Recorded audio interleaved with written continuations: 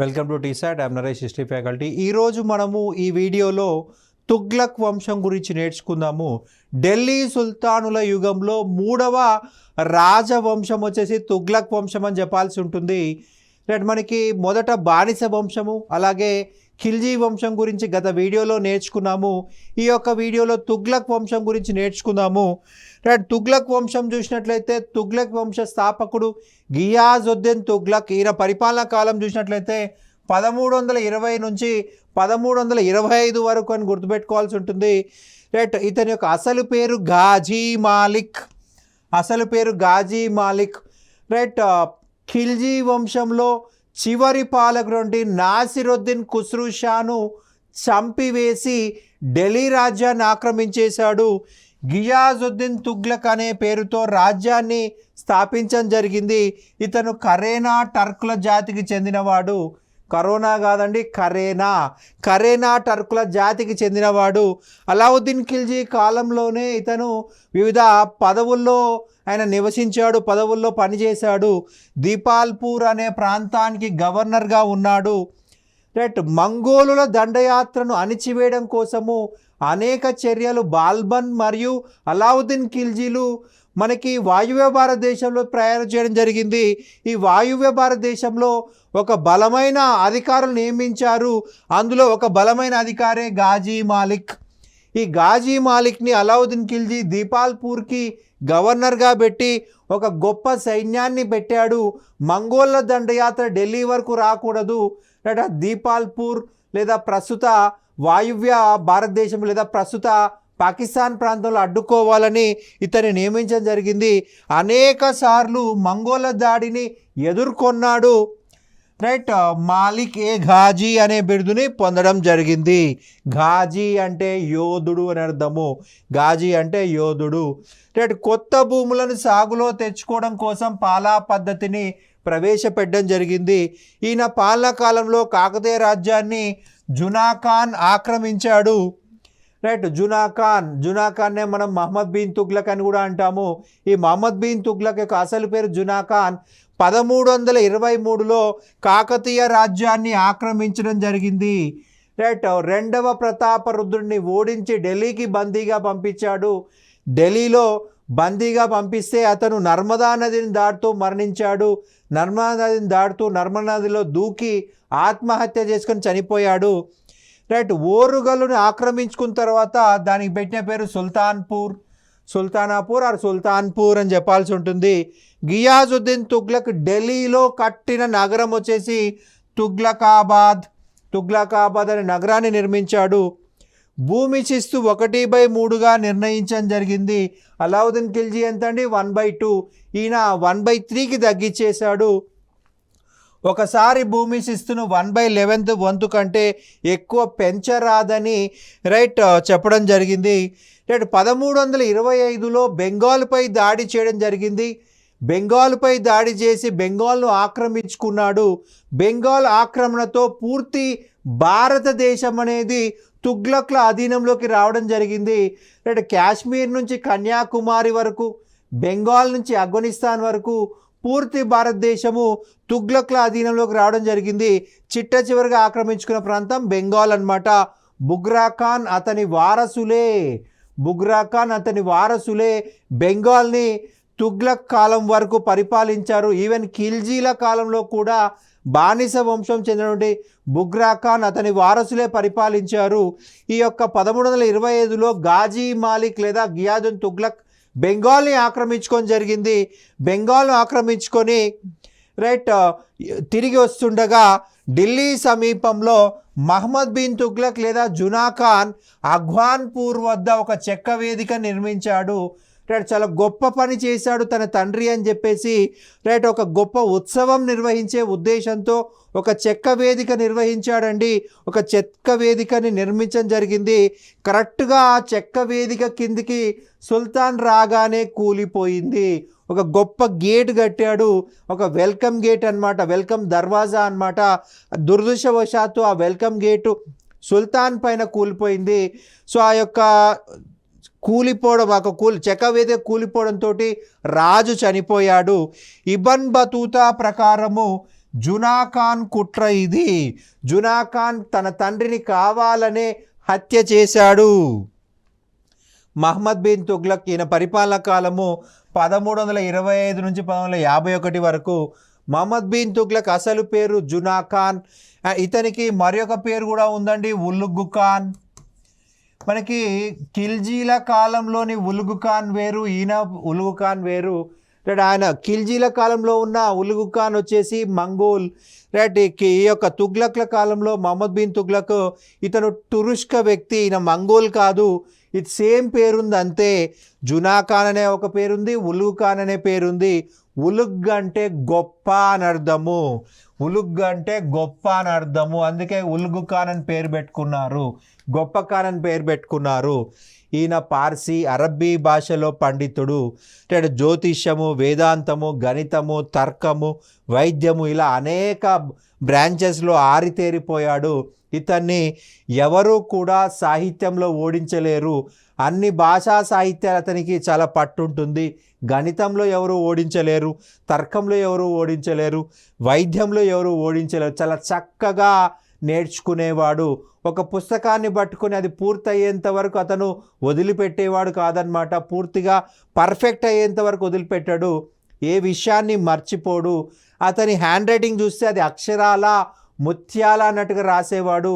ఇతనికి అక్షరాలు ఎలా ఉంటాయంటే ముత్యాల లాంటి అక్షరాలు ఉంటాయి. రైట్, కానీ దురదృష్టం ఏంటంటే ఇతనికి షార్ట్ టెంపర్ అనమాట. రైట్, హిందువుల పండుగ అయిన దీపావళి, హోలీలలో పాల్గొన్నాడు. గుజరాత్లోని జైన దేవాలయాలకు నిధులు ఇచ్చాడు. అజ్మీర్లో మొయినుద్దీన్ చిస్తీ సమాధిని దర్శించిన మొదటి సుల్తాన్ ఇతను. అజ్మీర్లో మొయినుద్దీన్ చిస్తీ, ఖ్వాజా మొయినుద్దీన్ చిస్తీ. రైట్, మన భారతదేశానికి సూఫీ మతాన్ని తీసుకొచ్చిన వ్యక్తి ఖ్వాజా మొయినుద్దీన్ చిస్తీ. అతని యొక్క దర్గాను సందర్శించాడు. సూఫీ సన్యాసుల సమాధులు ఏమంటాం? దర్గా అని చెప్పేసి అంటాము. రైట్, ఉలేమాల ఆధిపత్యం అంగీకరించక వారికి ఉన్న రాజకీయ ప్రాబల్యాన్ని తగ్గించడం జరిగింది. రైట్, ఆ కాలపు చరిత్రకారులు ఏమన్నారంటే ఆ కాలపు అద్భుతాలలో ఒక అద్భుతమని పేర్కొనడం జరిగింది. ఆ కాలంలో అద్భుతాలలో మరి ఒక అద్భుతం అని పేర్కొన్నాడు. రైట్, తలపెట్టిన ఎన్నో గొప్ప సంస్కరణలు విఫలం కావడం వల్ల పిచ్చి తుగ్లక్ అని పిలువబడ్డాడు. రైట్, ఇతను ఏ సంస్కరణ తీసుకొచ్చినా అది విఫలమైపోయింది, అందుకే పిచ్చి తుగ్లక్ అన్నారు. ఇబన్ బతూతా చూసినట్లయితే కితాబుల్ రెహ్లా అనే గ్రంథం రాశాడు. సఫర్నామా అనే గ్రంథం రాయడం జరిగింది. కితాబుల్ రెహ్లా అలాగే సఫర్నామా ఈ రెండు గ్రంథాలు. మనకి ఈ ఇబన్ బతూతా వచ్చేసి మొరాకో దేశం నుంచి వచ్చాడండి. మొరాకో దేశం నుంచి వచ్చాడు. రైట్, ఇస్లాం మత పండితుడు. ఇస్లాం మతంలోని ఖురాన్ మరియు షరియత్లో ఆరితేరాడు. కాబట్టి 6 సంవత్సరాలను ఇతన్ని ఖాజీగా ఢిల్లీకి న్యాయమూర్తిగా పెట్టాడు. కానీ ఒక సందర్భంలో విభేదాలు రావడం వల్ల ఇతన్ని జైలు కూడా పంపించాడు. ఇతను మహమ్మద్ బిన్ తుగ్లక్ కాలంలో ఢిల్లీని సందర్శించినటువంటి మొరాకో యాత్రికుడు. రైట్, మహమ్మద్ బిన్ తుగ్లక్ ఇతన్ని ఢిల్లీకి కాజీగా నియమించాడు. 6 సంవత్సరాలు ఢిల్లీకి కాజీగా కూడా పనిచేశాడు. కానీ అభిప్రాయ భేదాలు రావడం వల్ల ఇతన్ని కొద్ది కాలం జైల్లో ఉంచాడు. రైట్, జైలు నుంచి విడుదలైన తర్వాత చైనాకు రాయబారిగా పంపించాడు. రైట్, అయితే మహమ్మద్ బిన్ తుగ్లక్ని పిచ్చి తుగ్లక్ అన్నది ఇబన్ బతూతానే. గొప్ప వేదాంతిని తీసుకుపోయి జైల్లో పెట్టేశాడు. ఆయన తన బుక్లో ఏం రాశాడయ్యా అంటే రాజ్యానికి ఎవరైనా రైట్ కొత్త అతిథులు వచ్చినా రైట్ వాళ్ళకు మంచి మర్యాదలు చేసేవాడు. జాలి ఎక్కువే, దయ ఎక్కువే, కోపం కూడా ఎక్కువే అని చెప్పేసి తన గ్రంథంలో రాసుకున్నాడు. ఒక బెగ్గర్కి తన అర్ధ ఖజానా ఇవ్వడానికి రెడీ అయిపోయాడు. ఇతనికి ఎంత జాలి అని చెప్పేసి అన్నాడు. అదే నెక్స్ట్ లైన్లో ఏం రాశాడయ్యా అంటే తన ఆస్థానానికి ఎవరైనా వచ్చి వెనక్కి వెళ్ళిపోతుంటే మెడపైన ఇలా చేయబెట్టుకొని వెళ్ళేవాళ్ళంట. ఎందుకు ఇలా చేయబెట్టుకొని పోతున్నారు బాబు అని అడిగితే మా మెడ ఈరోజు సేఫ్ అని చెప్పేసి అన్నారు. అంటే కోపం వస్తే ఆన్ ద స్పాట్ తల తీసేస్తాడు.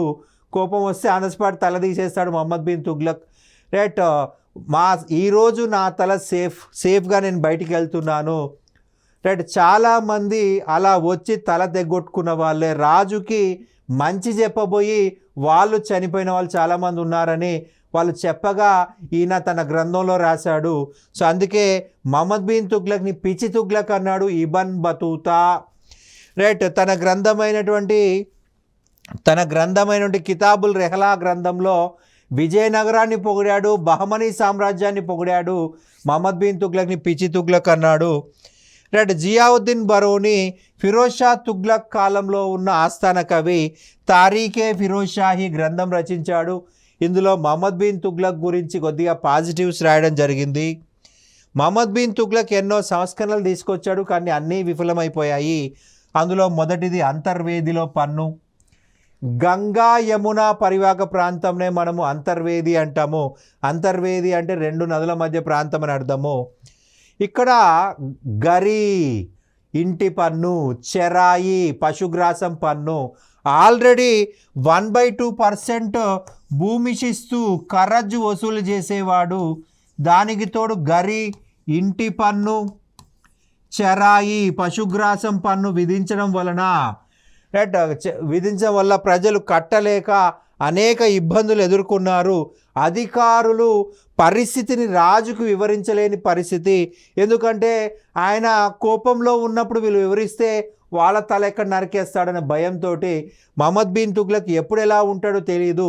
సరే నవ్వుతున్నాడు కదా అని చెప్పేసి ఒక బాధాకరమైన విషయం చెప్తే నాకే ఇట్లా చెప్తావా అని చెప్పేసి చంపిన సందర్భాలు ఉన్నాయి. రైట్. ఏడుస్తున్నాడు కదా అని ఓదార్స్తుంటే నన్నే ఓదార్చేంత పెద్దోడివా నువ్వు అని చెప్పి చంపిన సందర్భాలు ఉన్నాయి. అందుకే ఇతన్ని పిచ్చి తుగ్లక్ అన్నారు. సో అధికారులు కూడా భయపడి ప్రజల సమస్యల్ని రాజుకు చెప్పలేదు, బలవంతంగా పన్నులు వసూలు చేశారు.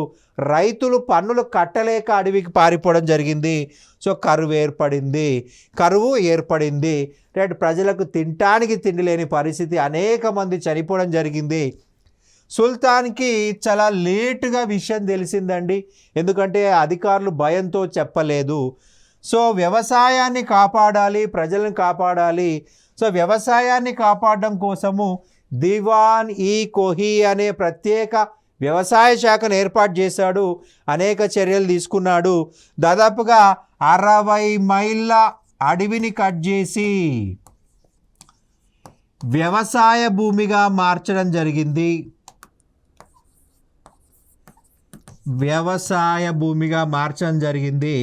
రైట్. వ్యవసాయ భూమి లేని వారికి ఉచితంగా ఈ భూమిని పంచిపెట్టడం జరిగింది. భారతదేశ చరిత్రలో తొలిసారిగా పంట రుణాలు, వ్యవసాయ రుణాలు ఇచ్చిన చక్రవర్తి మహమ్మద్ బిన్ తుగ్లక్ అని చెప్పాలి. భారతదేశ చరిత్రలో తొలిసారిగా వ్యవసాయ రుణాలు ఇచ్చిన వ్యక్తి మహమ్మద్ బిన్ తుగ్లక్. వ్యవసాయ భూమి ఉంటే సరిపోద్దా? విత్తనాలు కావాలి కదా, కూలీలు కావాలి కదా, కూలీలకి జీతం వేయకపోతే ఎవడొస్తాడు, వేతనాలు లేకపోతే ఎవరొస్తారు? సో అందుకే డబ్బు కావాలి. సో వ్యవసాయ రుణాలు జారీ చేసిన మొట్టమొదటి భారతీయ రాజు మహమ్మద్ బిన్ తుగ్లక్. అలాగే క్షామ నివారణ చర్యలు చేపట్టాడు.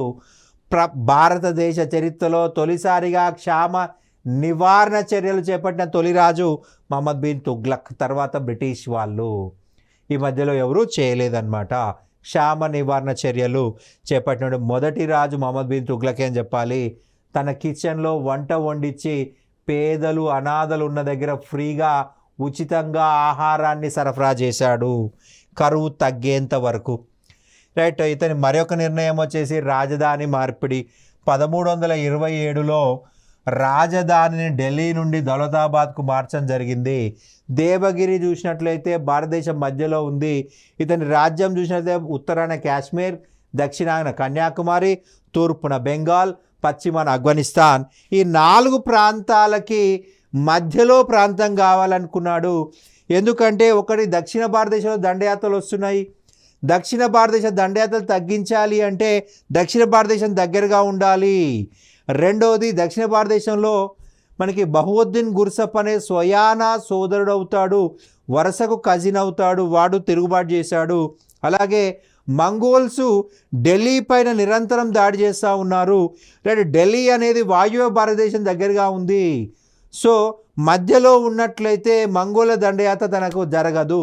అలాగే మొత్తము కాశ్మీర్కి, బెంగాల్కి, ఆఫ్ఘనిస్తాన్కి, కన్యాకుమారికి మధ్యలో దేవగిరి ఉంది కాబట్టి దేవగిరిని చూజ్ చేసుకున్నాడు.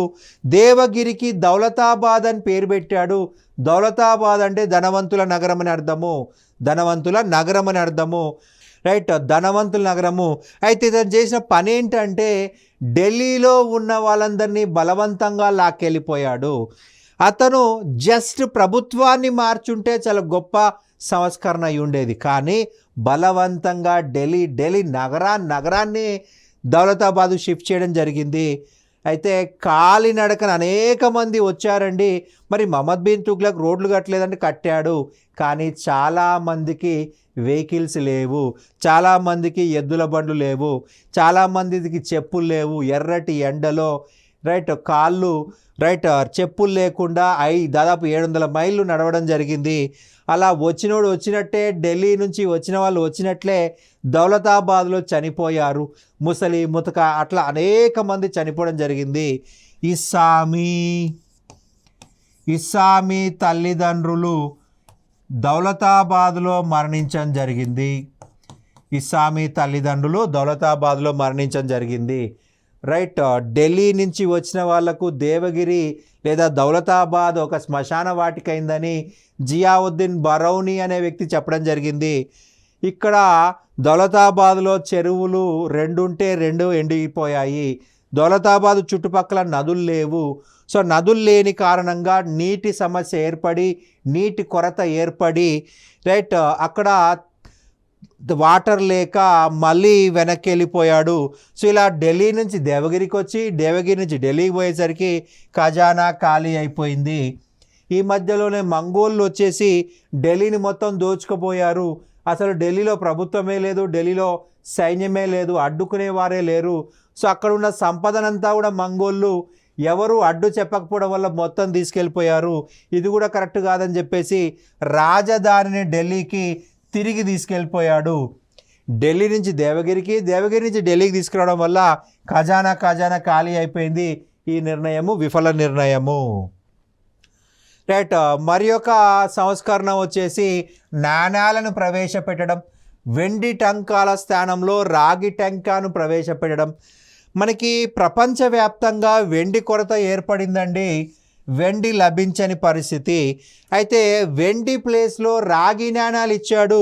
రాగి నాణాలు ఇవ్వడం తప్పు కాదు, వెండి విలువను రాగికి ఇవ్వడం జరిగింది. వెండినే, రాగినే, రాగి వెండి కాదు కదా. వెండి విలువను రాగి నాణ్యంకి ఇవ్వడం జరిగింది. అయితే ఇది చక్కటి సంస్కరణే, కానీ అమలులో నష్టాలు ఏర్పడ్డాయి. ఫర్ ఎగ్జాంపుల్ ప్రస్తుతం మనం వాడేటువంటి నాణ్యాలు చూసినట్లయితే టోకెన్ నాణ్యాలు అంటాం. ఇతను టోకెన్ నాణ్యాలను ప్రవేశపెట్టాడు. ప్రస్తుతం మనం 2000 రూపాయల నోటు ఉంది, దాన్ని పబ్లిష్ చేయడానికి ఆయన ఖర్చు ఎంత అయ్యా అంటే 2 రూపాయలు మాత్రమే. మనం ఎంత వాడుతున్నాం? 2000 రూపాయలు వాడుతున్నాం. దాని వాల్యూ ఎంత? 2 రూపాయలు. ప్రభుత్వం దాన్ని 2000 రూపాయలు చెలామణి చేస్తుంది. దాన్నేమన్నాం టోకెన్ నాణ్యం అంటాము. ప్రతి నాణానికి 2 విలువలు ఉంటాయి, నిజ విలువ, టోకెన్ విలువ. ఏంటి తేడా అంటే ఫర్ ఎగ్జాంపుల్ 1 రూపాయి నాణ్యం తీసుకుందాం. 1 రూపాయి నాణ్యాన్ని బయట మార్కెట్లో ఇస్తే 1 రూపాయి విలువైన వస్తువులు వస్తాయి. అదే 1 రూపాయి నాణ్యాన్ని కరిగించి మార్కెట్లో ఇస్తే 1 రూపాయి వస్తే నిజ నాణ్యము, 1 రూపాయి కూడా రాకపోతే టోకెన్ నాణ్యం అని అర్థము. ఎందుకంటే అది మనం ముద్రించాం కాబట్టి 1 రూపాయి ఇస్తున్నారు మార్కెట్లో. దాన్ని కరిగించాం అనుకోండి, కరిగించి మార్కెట్లో ఇస్తే దానికి 1 రూపాయి కంటే తక్కువ వస్తే అది టోకెన్, అంటే కృత్రిమంగా నువ్వు దాని విలువను పెంచావని అర్థము. ఈయన కూడా రాగి టంకా అన్నాడు, దాన్నే వెండి టంకా అన్నాడు. సో అది చాలా తెలివైందే, కానీ అమలులో లోపాల వల్ల నష్టపోయాడు. రైట్, దొంగ నాణాలు ముద్రించకుండా నియంత్రించలేకపోయాడు. మనకి జియావుద్దీన్ బరౌని ఏమన్నా అంటే ప్రతి ఇల్లు ఢిల్లీలో ముద్రణాలయం అయిపోయింది, టంకశాలగా మారిందని. దానివల్ల ఏమైందంటే విపరీతంగా రాగి నాణాలు ప్రొడ్యూస్ కావడం వల్ల వాళ్ళకి ఏం చేయలేని పరిస్థితి. రాగి నాణాల వల్ల వ్యాపారం కొలాప్స్ అయిపోయింది. చాలామంది వ్యాపారస్తులు చైనా నుంచి వచ్చారు, చాలామంది వ్యాపారస్తులు రోమ్ నుంచి వచ్చారు. వాళ్ళు వెండి నాణాలు ఇస్తేనే మేము మా వస్తువులు అమ్ముతామన్నారు. వీళ్ళేమన్నారు, మా రాజు ఇవే వెండి నాణాలు అన్నాడు, కానీ వాళ్ళు అంగీకరించలేదు. సో ఇది చాలా పిచ్చి పని అని చెప్పేసి తర్వాత అర్థమైంది. రాగి నాణాలు రద్దు చేసి వెండి నాణాలు ప్రవేశపెట్టాడు. అయితే ప్రజలు చాలా తెలివైన వాళ్ళు, ఆ రాగి నాణాలు తీసుకొని రాజు దగ్గర పోయారు. అయ్యా, మీరు ప్రవేశపెట్టినవే ఈ రాగి నాణాలు, మీరు ఇప్పుడు రద్దు చేసి మళ్ళీ వెండి నాణాలు పట్టుకొచ్చారు. అయితే మరి ఈ నాణాలు ఏం చేయాలి, మేము నష్టపోతున్నాం కదా అంటే సరే అని చెప్పేసి ఆ రాగి నాణాలు తీసుకున్నాడు, మళ్ళీ వెండి నాణాలు ఇచ్చాడు. సో ఇలా రాగి నాణాలు తీసుకొని వెండి నాణాలు ఇవ్వడం వల్ల ఖజానా ఖాళీ అయిపోయింది. ప్రజలు చాలా తెలివైన వాళ్ళు, రైట్. వాళ్ళు ఏం చేశారంటే ఇంటికి వెళ్ళి బకెటో బిందెనో కరిగించేసి రాగి నాణాలు తయారు చేసి రాజుకి ఇచ్చేసి వెండి నాణాలు తెచ్చుకునేవారు. అలా తెచ్చుకోవడం వల్ల ఖజానా ఖాళీ అయిపోయింది. ఖజానా ఖాళీ అయ్యే నాటికి ఎన్ని నకిలీ కరెన్సీ ముద్రించబడ్డాయా అంటే ఢిల్లీ కోట చుట్టూ, ఢిల్లీ కోట ఎత్తు మనకి నకిలీ నాణాలు పోగు కావడం జరిగింది. అంత ఎత్తుగా ఉన్నాయన్నమాట. ఆ నకిలీ నాణాలు ఏం చేయాలో తెలియక బయట పోపించాడు, రైట్. ఢిల్లీ కోట బయట పోపించాడు ఆయన. సో ఖజానా ఖాళీ అయిపోయింది. మరొక విఫలమైన సంస్కరణ వచ్చేసి ఖొరాసాన్పై దండయాత్ర. 1,00,000 మందితోటి ఖొరాసాన్పై దాడి చేశాడు, రైట్. 1 సంవత్సరం వాళ్ళకు జీతం ఇచ్చేశాడు, రైట్. అయితే తీరా అక్కడికి పోయేసరికి పరిస్థితులని తారుమారైపోయాయి. సో మళ్ళీ వెనక్కి వచ్చేసాడు. ఇది కూడా విఫలమైపోయింది. క్వారాజెల్ ఆక్రమణ. మనకి హిమాచల్ ప్రదేశ్, టిబెట్ మధ్యలో ఉన్న ప్రాంతమే క్వారాజెల్. వీళ్ళు రాత్రిపూట ఢిల్లీపై దాడి చేసి దోచుకొని వెనక్కి వెళ్ళిపోయేవాళ్ళు. సో ఈ క్వారాజెల్ రాజ్యాన్ని శిక్షించడం కోసము 1,00,000 మందితోటి, రైట్, ఢిల్లీ నుంచి క్వారాజెల్కి వెళ్ళాడు, రైట్. క్వారాజెల్ని ఓడించడం జరిగింది, క్వారాజెల్ని ఓడించాడు. అయితే ఆ ప్రజలు కూడా పన్నులు కడతామని అంగీకరించారు. అయితే రిటర్న్ రావడం స్టార్ట్ అయినప్పుడు వర్షాకాలం స్టార్ట్ అయింది. ఈ వర్షాకాలం వల్ల హిమాలయాలలో విపరీతమైన వరదలు వచ్చాయి, రైట్. మనకి హిమాలయాల్లో ఎప్పుడు వర్షం పడుతుందో తెలీదు, ఎప్పుడు వరద వస్తుందో తెలీదు, రైట్. ఒకవేళ వరద వచ్చినట్టు మనకు తెలియదు, మన మీద వచ్చి పడే వరకు కూడా వరద వచ్చినట్టు తెలియదు. ఎందుకంటే పర్వతాలు చాలా ఎత్తైనవి, నువ్వు పర్వతానికి ఆ వైపు ఉంటావు, వరద పక్క నుంచి వస్తూ ఉంటుంది. నీకు వరద వచ్చి తగిలేసరికే నీకు వరద వస్తుందని తెలిసేలోపు నువ్వు వేరే ప్రాంతానికి వెళ్ళేలోపే నువ్వు వరదలో కొట్టుకుపోతావు. అంత దారుణమైన పరిస్థితి ఉంటుంది. అయితే ఇక్కడ 1,00,000 మందితో వెళ్ళిన వాడు 3 ఢిల్లీకి వచ్చాడు. 1,00,000 మంది సైనికులతో వెళ్ళిన వాడు 3 ఢిల్లీకి రావడం జరిగింది. అత్యధిక సైనికులు ఈ యొక్క వరదలో మరణించడం జరిగింది, రైట్. చలికి, వాతావరణంలో వరదలకి అనేక మంది చనిపోయారు. జస్ట్ 3 ఢిల్లీకి వచ్చాడు. సుల్తాన్ అని మహమ్మద్ బిన్ తుగ్లక్ గురించి ఇబన్ బతూతా చెప్పడం జరిగింది, రైట్. ఈయన కాలంలోనే ఢిల్లీ సుల్తాన్ల పతనానికి పునాది పడిందని చెప్పవచ్చు. మొత్తం 34 తిరుగుబాట్లు జరగగా దక్షిణ భారతదేశంలోనే 27 తిరుగుబాట్లు వచ్చాయి. ఎంతోమంది స్వతంత్రం ప్రకటించుకున్నారు. మహమ్మద్ బిన్ తుగ్లక్ దినార్ అనేటువంటి బంగారు నాణెమును, అదాలి అనేటువంటి వెండి నాణెమును ప్రవేశపెట్టాడు. దినార్ అనే బంగారు నాణెమును, ఆదాలి అనే వెండి నాణెమును ప్రవేశపెట్టాడు. ఈయన ఆస్థానంలో అమీర్ హసన్ దెహ్లావి అనేటువంటి కవి ఉన్నాడు. అమీర్ హసన్ దెహ్లావి అనే కవి ఉన్నాడు. షేక్ నిజాముద్దీన్ ఔలియా జ్ఞాపకాలు అను గ్రంథాన్ని రచించాడు మహమ్మద్ బిన్ తుగ్లక్.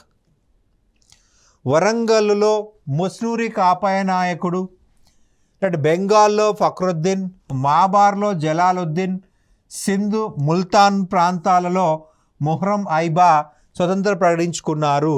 అయితే మహమ్మద్ బిన్ తుగ్లక్ ఈ తిరుగుబాట్లని ఆపలేక నిస్సాయుడుగా ఉండిపోయాడు, రైట్. మనకి మహమ్మద్ బిన్ తుగ్లక్ కాలం నాటికి కాశ్మీర్ నుంచి కన్యాకుమారి వరకు, బెంగాల్ నుంచి ఆఫ్ఘనిస్తాన్ వరకు సుదీర్ఘంగా పరిపాలించారని చెప్పుకున్నాము. కానీ అనేక తిరుగుబాట్లు వచ్చాయి, రైట్. అందువల్ల ఇతను ఏమీ చేయలేక ఉండిపోయాడు. అలావుద్దీన్ ఖిల్జీని ఎందుకు గొప్పవాళ్ళు అన్నామంటే దక్షిణ భారతదేశ రాజ్యాలకు, రైట్, పాక్షిక స్వాతంత్రాన్ని ఇవ్వడం జరిగింది. పాక్షిక స్వాతంత్రాన్ని ఇచ్చాడు ఆయన, రైట్. కానీ మహమ్మద్ బిన్ తుగ్లక్ కాలంలో ఏమైంది, పూర్తి భారతదేశం అతని అధీనంలో ఉంది. సో అతను కంట్రోల్ చేయలేని పరిస్థితి. కాబట్టి దక్షిణ భారతదేశము వివిధ ప్రాంతాలు స్వతంత్ర ప్రకటించుకోవడం జరిగిందనమాట. స్వతంత్ర ప్రకటించుకున్నారు. మనకి ఇప్పుడంటే విమానాలు ఉన్నాయి, మంచి కమ్యూనికేషన్ వ్యవస్థ ఉంది. రైట్. మనకు పార్లమెంట్లో ఏదైనా చట్టం జరిగితే మనకు ఇంటర్నెట్లో అప్లోడ్ చేసే క్షణాల్లో సౌత్ ఇండియాలో డౌన్లోడ్ చేసుకొని ఇంప్లిమెంట్ చేసుకోవచ్చు. ఏదైనా తిరుగుబాటు జరిగితే రైట్ మనకు వివిధ సైన్యాలను విమానాల్లో తరలించుకోవచ్చు. మరి ఆ కాలంలో ఏంటి పరిస్థితి? ఆ కాలంలో పరిస్థితి ఏంటయ్యా అంటే ఎంత దూరం పోయినా గుర్రాలపైన పోవాల్సిందే. ఒక తిరుగుబాటు వచ్చింది అంటే ఆ తిరుగుబాటును అణచడం కోసం వచ్చేలోపే 6 నెలల టైం గడిచిపోతుంది ఉత్తర భారతదేశం దక్షిణ భారతదేశం రావడానికి. అలాగే ఉత్తర భారతదేశంలో ప్రవేశపెట్టిన చట్టము దక్షిణ భారతదేశం వచ్చేలోపే మనకి ఉత్తర భారతదేశంలో రాజే మారిపోయే అవకాశం ఉంటుంది. అందుకే ఇది మూర్ఖపు చర్య అంటున్నాము. అలావుద్దీన్ ఖిల్జీ సముద్రగుప్తుడు దక్షిణ భారతీయులకి పాక్షిక స్వాతంత్రం ఇచ్చారు, చాలా గొప్ప పేరు సంపాదించుకున్నారు. కానీ ఈ గియాజుద్దీన్ తుగ్లక్, మహమ్మద్ బిన్ తుగ్లక్ పూర్తి భారతదేశాన్ని తమ అధీనంలో పెట్టుకోవడం వల్లనే పూర్తి అనేక ప్రాంతాల్లో తిరుగుబాట్లు వచ్చాయి. ముఖ్యంగా సౌత్ ఇండియాలో, నార్త్ ఇండియాలో. ఇక మహమ్మద్ బిన్ తుగ్లక్ కాలంలో పూర్తి దక్షిణ భారతదేశం స్వతంత్రం ప్రకటించుకుంది. అందులో 3 గొప్ప రాజ్యాలుగా చెప్పాల్సి ఉంటుంది. మొదటి చూసినట్లయితే 1336లో హరిహర బుక్కారాయలు విజయనగర సామ్రాజ్యాన్ని స్టార్ట్ చేయడం జరిగింది. హరిహర బుక్కారాయలు అనే సోదరులు కంపిలిలో తిరుగుబాటుని అణచడం కోసం వెళ్ళారు, కానీ విజయనగర సామ్రాజ్యాన్ని ఏర్పాటు చేయడం జరిగింది. 1347లో హసన్ గంగు బహమనీ సామ్రాజ్యాన్ని ఏర్పాటు చేయడం జరిగింది. బహమనీ సామ్రాజ్యము. అలాగే మధురా సుల్తానేట్ అనేవి స్థాపించబడింది. అంటే మహమ్మద్ బిన్ తుగ్లక్ కాలంలోనే పూర్తి భారతదేశం అతని కంట్రోల్లో ఉంది. అతని కాలంలోనే దక్షిణ భారతదేశము పూర్తి స్వతంత్రం ప్రకటించుకుంది. రైట్. తుగ్లకాబాద్లో గియాదుద్దీన్ తుగ్లక్ సమాధిని నిర్మించాడు. రైట్. అలాగే జహాన్ పన్హా అనే నగరాన్ని నిర్మించాడు. గుజరాత్లో తిరుగుబాటు చేసిన వ్యక్తి తాగి. రైట్. ఇది ఒక సామాన్య బానిస. ఇతన్ని అణిచివేయడం కోసం గుజరాత్కి వెళ్ళాడు. రైట్. గుజరాత్ని తిరిగి ఆక్రమించుకున్నాడు. ఈ తాగి అనే వ్యక్తి సింధ్ అనే ప్రాంతానికి పారిపోవడం జరిగింది తన సైన్యంతో. రైట్. సింధుని తన ఆధీనంలో తీసుకున్నాడు తాగి. సో సింధుని ఆక్రమించుకోవడం కోసం మహమ్మద్ బిన్ తుగ్లక్ సింధుని ఆక్రమించుకోవడం కోసం మహమ్మద్ బిన్ తుగ్లక్ సింధుకు బయలుదేరాడు. తట్టా అనే ప్రాంతంలో ప్రయాణంలో రైట్ 351లో మరణించడం జరిగింది. సో ఈయన మరణం గురించి ప్రముఖ చరిత్రకారుడు అబ్దుల్ ఖాదిర్ బదౌని ఒక స్టేట్మెంట్ ఇవ్వడం జరిగిందండి. ప్రజల బాధ అతని బాధ ప్రజలకు తప్పింది అని చెప్పేసి చెప్పడం జరిగింది. ప్రజల బాధ అతని బాధ ప్రజలకి తప్పింది అని వ్యాఖ్యానించాడు అబ్దుల్ ఖాదిర్ బదౌని. మనకి ఎడ్వర్డ్ థామస్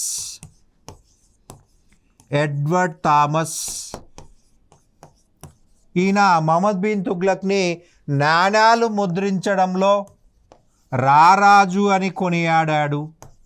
నాణాలు ముద్రించడంలో రారాజు అని పేర్కొనడం జరిగింది ఎడ్వర్డ్ థామస్.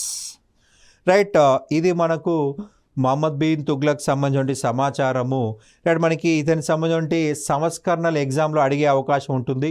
వివిధ సంస్కరణలు, అలాగే అతను తీసుకొచ్చిన వివిధ కార్యక్రమాలు, వివిధ డిపార్ట్మెంట్ల గురించి ఎగ్జామ్లో అడిగే అవకాశం ఉంటుంది. Thank you.